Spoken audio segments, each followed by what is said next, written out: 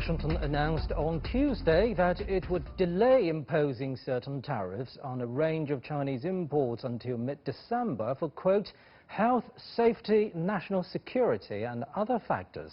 The news from the United States Trade Representative Office sparked a rally in stock markets, both in the U.S. and around the world, as the next round of trade talks between China and the U.S. are expected to take place in September. Does the USTR's latest announcement raise hope for further progress? Will the trade situation be further complicated by the geopolitical tensions between the two countries? To discuss these issues and more, I'm joined in the studio by Mr. Liu Zhiqing from the Chongyang Institute for Financial Studies at Renmin University of China and Mr. Einar Tangen, our current affairs commentator. We'll also talk to Mr. Rick Dunham, a visiting scholar at Tsinghua University. He's in Washington, D.C. right now. That's our topic. This is Dialogue. I'm Pan Dong.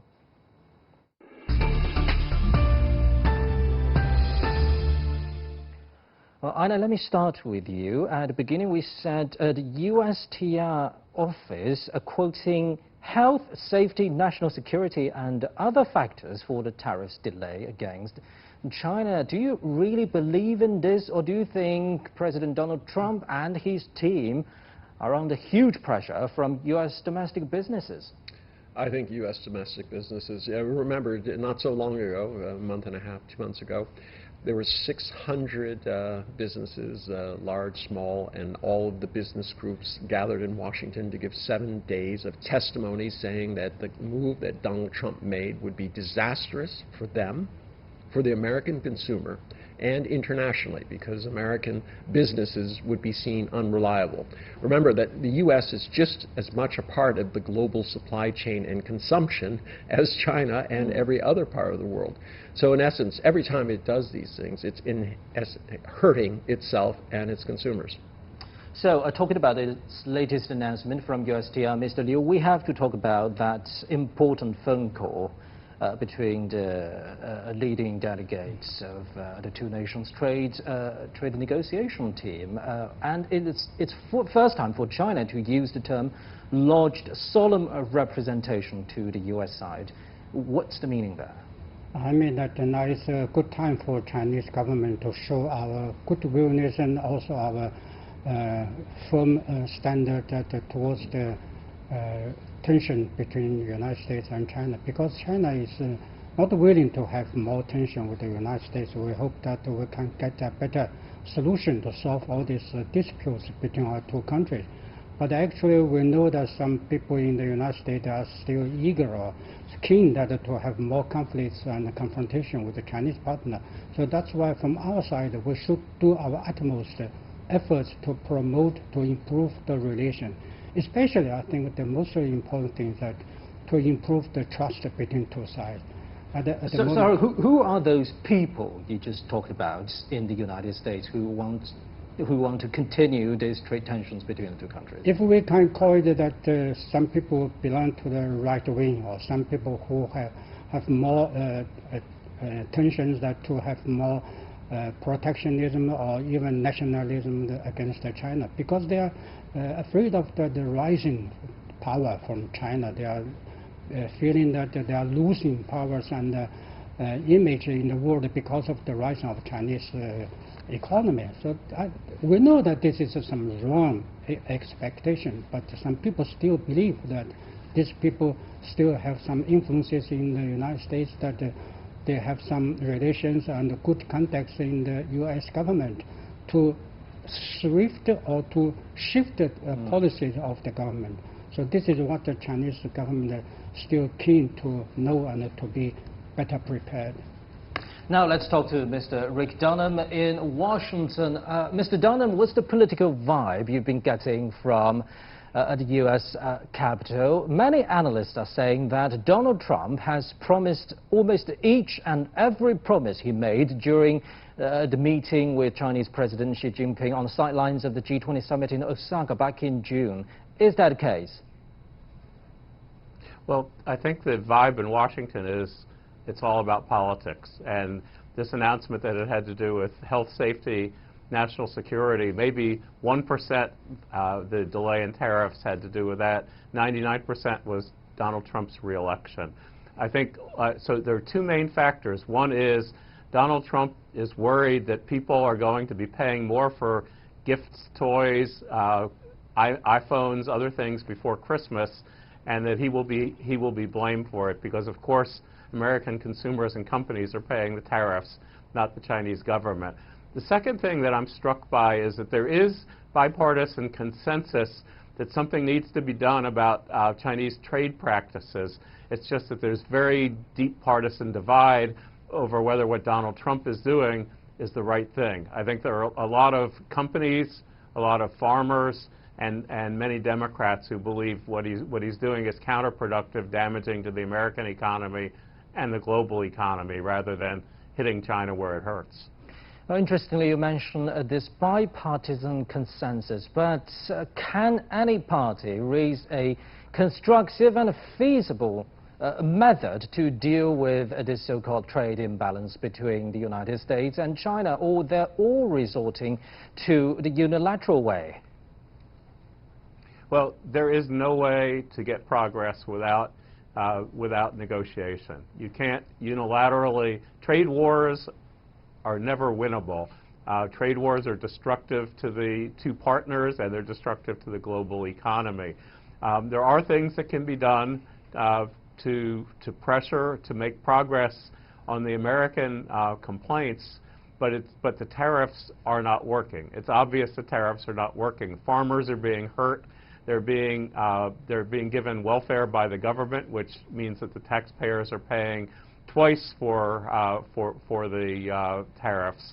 And so I think that right now Donald Trump wants to figure out a way to get to an end game. I believe the Chinese government wants to do that. The question is, because of domestic political concerns, can Donald Trump do that while saving face? Well, Mr. Dunham, you worked in the White House press corps for quite a long time. So let me refer you to this article on the Wall Street Journal recently. It pinpointed Peter Navarro as the only guy who supported breaking promises between the two countries' leaders and raising tariffs again on China. Do you think that's the case, or do you think Peter Navarro is taking the blame for the Trump team? No, I think the Wall Street Journal's trade coverage is the absolute best in the United States, and I think that they've pinpointed it precisely. Peter Navarro is the leading voice for a very hawkish policy on trade, and I think that when Donald Trump follows his advice, it's led to political disaster as well as economic failure. And so right now there are various voices. The Treasury Secretary, Mnuchin, is much more conciliatory. Not that he believes that there should be no Chinese concessions, but he believes in negotiations. Navarro has been this way since 1996. I first covered him when he was running as a Democrat for Congress from California. He hasn't changed. The difference is that he's in a very powerful position. He has the president's ear. I just think that Donald Trump is thinking twice about it because there's backlash. There's backlash from his blue-collar supporters about rising prices at their Target and their Walmart, and there is constant backlash from farmers. Farmers generally are still with him, but there is a lot of concern. I took a road trip across the center of America this summer, and while I think that a lot of the Trump supporters are still with him, they're very worried about their livelihood because of the trade policy. Well, Mr. Dunham, we'll be getting back to you on this. So, Mr. Liu, remember, the two countries' teams have agreed that there will be intense working-level negotiations in August, and there will be another round of trade negotiations in September. Now, looking at the current situation, do you think these two rounds of meetings will happen? I think so, because two governments have already promised to the world public. I think we should honor what we have promised. But Donald Trump has promised a lot of things, but looking at what came to them. But actually, if he's changing a lot, sometimes if he come back or come forward. So this is Trump's philosophy. We know each other. So that's why the Chinese has to impose our consistent effort to persuade the United States to follow up.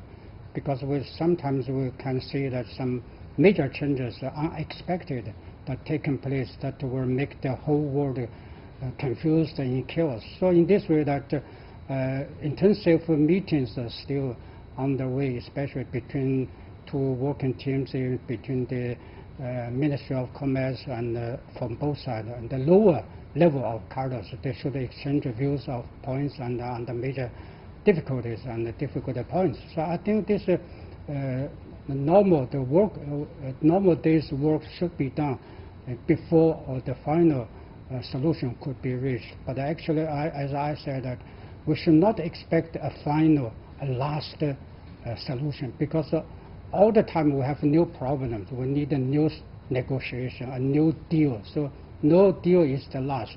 But actually, we need small deals to combine a big deal.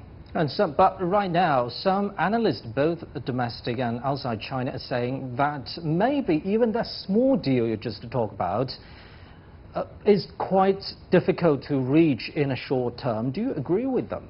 No, actually, we have some small deals. For instance, the United States has sometime already lifted the ban against the Huawei product, and sometimes it gave up, that destroyed this situation. And also they changed a lot of the decision they have made. For instance, they postponed this tariff imposition till December because of the Christmas and all other days. That still we can see that this is the outcome of the efforts that are made by Chinese government to push them to realize what they promised. And also this is good to stimulate the marketing, the stock marketing in the United States and China. When we have positive news, that all the market will react very positively. This is already good for both sides. So that's why I believe that both team working still hard to get the deal. Even small deal is a deal. So, Mr. Tangen, are you as optimistic as Mr. Liu here? No, I hope everything goes as you said, but quite frankly, given Donald Trump's past behavior, this assumption that somehow this is going to last till December and that now things can proceed with negotiations, I'm not certain that that's going to be the way it is. Now remember, Donald Trump has a habit of using media bombs to deflect attention, especially from his domestic problems. So if it suits him, I wouldn't be surprised if he said, no, they're back on, and then saying they're back off and things like this. He likes this idea of causing confusion. He thinks it adds pressure to China and enhances his position. One of the major issues, or two issues. One, I think China is looking more globally. They look around the world. I mean, today the economic numbers for Germany way down. You're starting to see recession in Great Britain, almost inescapable, and around the globe. And I think China says there has to be some sort of steadying force. Donald Trump is threatening to leave the WTO. These kind of things requires a steady hand. The second part is that China's economy is strengthening, not weakening. Trade exports were up. Yes, trade with the U.S. is down, but overall China's trade is doing okay. And quite frankly, the U.S. under Donald Trump has experienced a 9% increase in this deficit that he said he was going to solve. So even though he's made trade with China less, the fact is the U.S. consumers are consuming more foreign goods. So whatever his approach was intended to do, it's not. So when you start contrasting these two positions, I think China is taking the right road. I would agree with Mr. Liu on that, but I'm not certain that Donald Trump is going to be as consistent or rational about this. A very good point raised there. So let's talk about China's trade performance recently. Even under this trade war between the world's two largest economies, we noticed that China's trade with Belt and Road participating countries boomed significantly. What do you make of China's diversification of its trade structure, Mr. Liu? I think the structural reform has taken in good shape in the past 9 months, I have to say, because two reasons. One is that China has diversified its products exported not only to the United States. Before we have only put all the products in the United States in the one basket, but nowadays we have already changed to other channels, to other destinations, especially the One Belt Road Initiative countries. And also, secondly, is also the countries outside of the United States, they are really willing to have more business with China, because compared with Chinese behavior and the American behavior, it's very easy to make a decision who is more reliable, who is more attractive. So they take China as a reliable friend, a good market. That's why many countries, they turn their market to China, to open their market to China. So the demand outside of China is increasing. And the export from China, the effort is still strengthening. That's why both efforts joined together make our export business still booming, you see. That's why it's a good reason. We should thank that what Trump has done to help the Chinese economy. Yes, I don't think he was intending to do that. But I'd like to point out something very important, and that is there's no going backwards. All right? The trade that China has moved to the Belt and Road countries, given its interest in this initiative, is not going to swing back to the United States. It's going to continue in that direction, and if anything, it's going to grow. So at this point, there's no going back. The situation, the breach of trust has been visceral. And there's not going to be a situation where anybody, any company is going to say, well, I want to take the political risk that everything's going to work out well. So although we say perhaps this is delaying this kind of decoupling, the fact is it is kind of irreversible at this point. Well, talking about trade, we have to talk about foreign exchange rate of currencies. And recently, the United States has just designated China as a currency manipulator. What would be the repercussions, maybe for both countries, Mr. Tangen?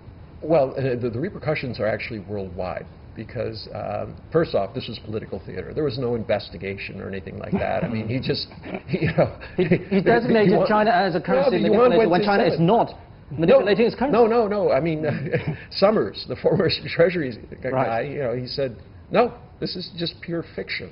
All right, what you have here is Donald Trump reacting. He thinks he's making a political point by doing this. Now, the issue, though, is you've seen a very steady march on the WTO.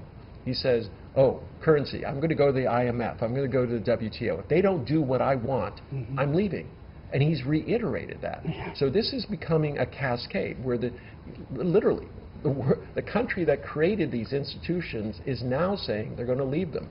This will be a watershed moment because at that point the world has to decide, just like with TPP, whether everything goes down because Trump doesn't want to play ball, or whether the rest of the world will continue on, and the United States will be on the outside. And talking about this, let's talk to Mr. Rick Dunham in Washington again. So, Ms. Dunham, what do you make of Trump's decision to designate China as a currency manipulator? Is he fully aware of the consequences of doing this for the U.S., for China, and even for the whole world, as Mr. Tangen just mentioned?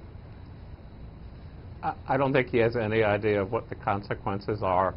I think it was an emotional reaction at the moment. He ordered the Treasury Department to do it. They followed his orders. I don't think there's any economist who's reputable who believes that China is a currency manipulator. There were legitimate issues 15 years ago, maybe even a decade ago, but not now. And the changes in the currency over the past year are largely a response to market forces. I think that the one thing that happened that sent off shockwaves was the ratio of 7-to-1 that was finally hit, and the Chinese central bank did mention the value of the currency, but there's no evidence of that. I do think that the big issue right now for the U.S. Role in these multinational organizations depends on whether Donald Trump is re-elected. If Donald Trump loses, the question is, do we go back to the U.S. policies of the Bush-Obama administrations, basically bipartisan consensus, or has the United States' reputation been harmed because the United States will not be seen as a reliable trading partner? If the United States could elect Trump once, can we believe what the United States says, even if there is a more multilateral president? So I think that's what we need to look at. I don't think any policy makers in Washington are taking this currency manipulation charge seriously. But what they do fear is a currency war, because that's bad for both economies, and that would be really bad for developing nations because their dollar-denominated debt would be much more harmful to them. So, Mr. Dunham, let's be a little bit more specific on this, and let's talk about U.S. Treasury bonds. It's very interesting. Recently, former Federal Reserve Chairman Alan Greenspan said there is no barrier for U.S. Treasury yields going below zero. Sounds very alarming. Right. What does he mean here? Well, I mean, I think he's talking theoretically here. Alan Greenspan often speaks obtusely, but if you look in Europe right now, there are negative interest rates. You can buy in countries like Denmark, if you get a mortgage on a house, there's actually negative interest, and it's basically meant to stimulate the economy. And so I think Alan Greenspan was speaking theoretically, but he's saying basically that there are things that can be done in terms of monetary policy to try to prevent both national and international decline in the economies. Oh, thank you very much, Mr. Rick Dunham in Washington. Yes, Mr. Tangen, do you think Alan Greenspan is only talking theoretically, or he's making some hint at U.S. moves? Yeah, remember exactly what Alan Greenspan was running. He was running the Fed. Now, right now, the Fed has dropped interest rates, supposedly during a bull economy. So when it really comes down to stimulating the economy, they've already expended some of their ammunition. The whole point about having these rate increases was to get the Fed back to a point where it had enough ammunition to kind of battle this. Now they don't. And I think this is, Alan Greenspan is trying to say, look, we have other alternatives. The fact is, you know, this has already been massively damaging because all the central banks since that announcement have had greater than expected cuts in their own rates, and this kind of race to the bottom. And they're in the same position.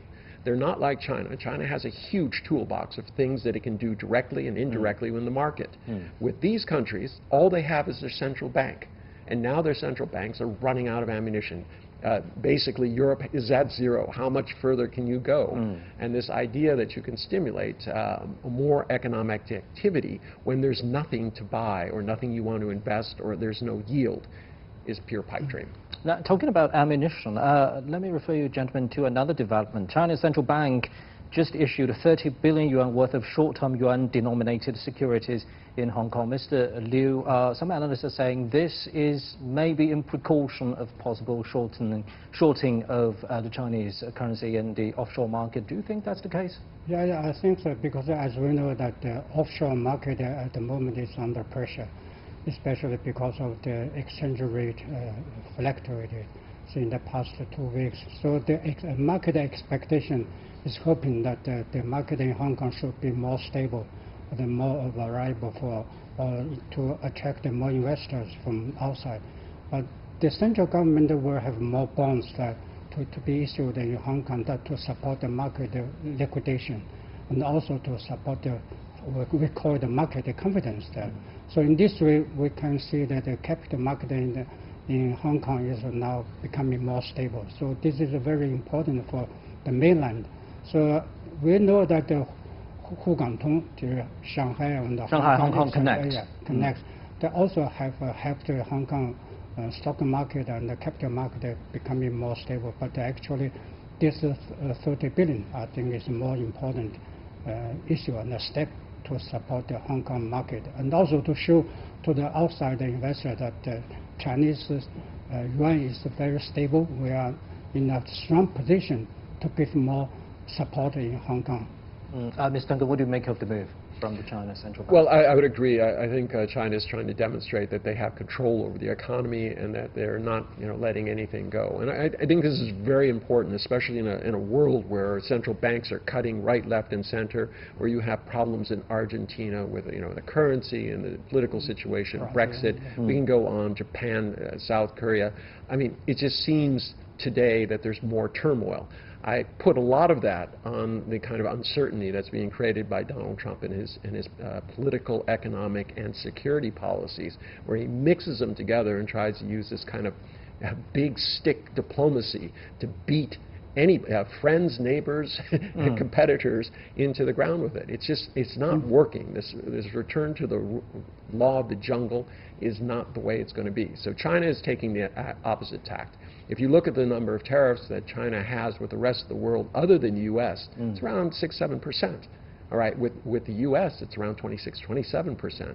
So China continues to drop its barriers, increase IP protection and all of these things, at the same time as the U.S. is putting up trade barriers, physical barriers, and using it as kind of big stick diplomacy. Now, talking about the China-U.S. trade talks, if we take a look at the white paper regarding the consultations released by the Chinese government back in May, it's the official line, it's the official stance. It looks there are two aspects to it. One, yes, talks should go on based on equality and mutual respect, equal footing, so on. And on the other side, China, no matter what happens outside, China must do its own deeds right. So talking about this, what do you make of China's moves after that?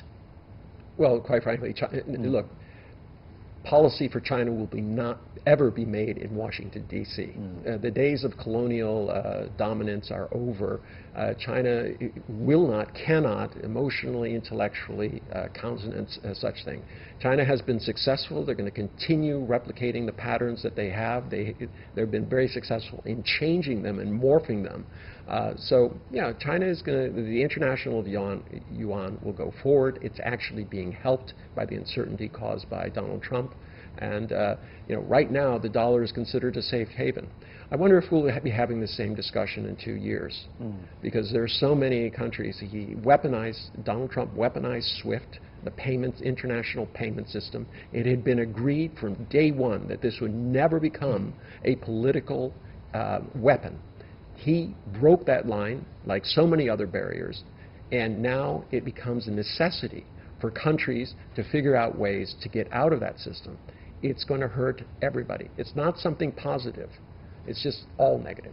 Now, talking about trade, earlier, Mr. Liu, you mentioned that China is becoming more attractive to many countries. So let's look beyond trade, talking about attracting foreign investment. This is difficult times for investment all around the world. How can China make it more attractive in this particular regard? I think China in this year will have published 2 laws that to attract and to improve all these business conditions in China and the business environment in China to getting more improved. Actually, we've got new information that inbound FDI this year is increasing by 7 or 6%. This is a vote of confidence, right? Yeah, it's very confident that from outside, in the first half of the year. That means that the Chinese market is very stable.